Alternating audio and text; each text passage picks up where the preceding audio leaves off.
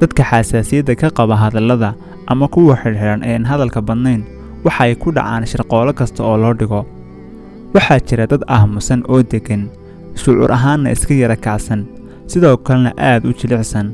dadkaas waxay bartilmaameed u yihiin kuwa dadka yasa si ay iyagu isugu qaataan in ay awood leeyihiin.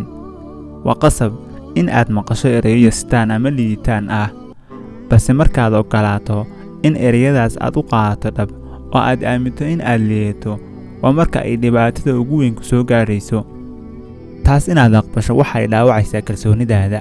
hadda waa inaad ka feejignaataa oo iska ilaalisaa in hadallada aan qiimaha lahayn laguu khiyaano. haddii ay dhacdo in aad shirqoolka la kulanto oo ay dhibaato kuu geysato, haddaba arrimahan isticmaal si aad u soo celiso kalsoonidaada. si kalsooni leh uga dhaqaaq adiga oon la hadal. ha isku dayin inaad u jawaabto ama la muranto qofkaas ku yasay, si gaar ah marka aad xanaaqsan tahay. si aayar oo kalsooni ku jirto uga dhaqaaq adigoo aan isku wareerin hadalladooda. keliya isxasuusi inaad ka qiimo badan tahay kana sharaf badan tahay qofkaas. xanuunka iyo niyadjabka iska fogee. ereyada yasida ah waxay kuu geysanayaan dhaawac. waxaad isku daydaa in aad u dhaqanto sida in aadan maqlinba xanuun aysan qalbigaaga u geysan oo kale.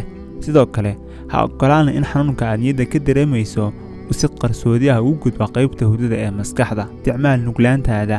haddii ereyada aad maqashay ay yihiin kuwa xanuun badan kugu reebay, waxaad kala sheekaysataa qof aad aaminsan tahay oo aad ku kalsoon tahay. qofku aaminaya oo aad ka helayso talada iyo farxadda aad u baahan tahay. haddii aad dagaalamayso, si wanaagsan u dagaalan.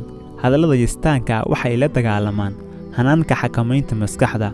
yaan lagaaga guulaysan. haddaba marka aad si wanaagsan u fahanto ereyada lagu dhahay, kadib waxaad uga falcelin kartaa si degan oo ka fiirsasho leh.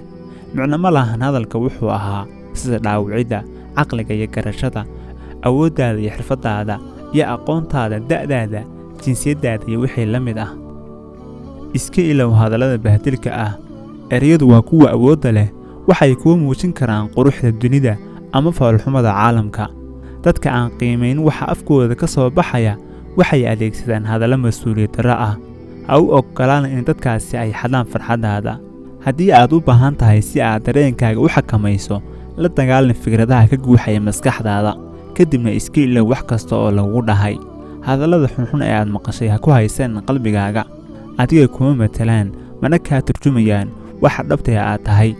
markasta xasuusnow ereyada istaanka ah waxay awood yeeshaan markaad adigu dhagaysato oo aad si dhaba u aqbasho. haddii uusan qofku kalsooni lahayn, runtii aad bay u adag tahay inuu nolol fiican ku noolaado inta uu adduunyada joogo.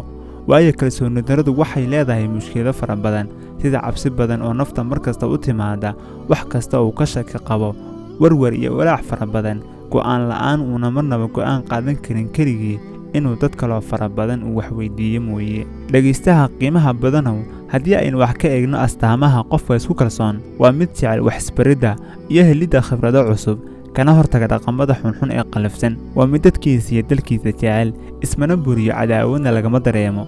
nolosha waxa uu caan ku yahay go'aamo wanaagsan oo waxtar leh. waxa uuna la jaan qaadaa isbedelada ka dhacaya deegaamada ku hareeraysan. su'aashani muhiim ayay tahay: maxaa keeni kara in aad dareento kalsooni darro? in aad dareento bulshadu inay ilaalo ka hayaan, khalad kasta oo kaa dhacan ay qorayaan, baqdin iyo deganaansho la'aan, wax kastoo aad samaysana inaad u haysato in ay garamarsan yihiin sida caadadu ay tahay, dadkuna eedayn, canaan iyo liidnimo kuula iman doonaan. dareemidda inaad tahay shakhsi tamar daran, suurtagalna aysan ahayn inaad wax horumarin karto, ama aad aaminto inaadan bulshada waxba ka ahayn. haddii aynu dhinaca kale ka eegno, dhibaatooyin kaa hor istaagi kara kalsoonida nafta, hoos u dhac maskaxda iyo isku dhexyaaca dhanka fikirka ah, aqoon la'aan iyo ilow fara badan, iyo guuldarro shaqo, macsida faraha badan iyo alla ka cabsi la'aanta, firfircoon la'aanta iyo dhexgelid xumida bulshada.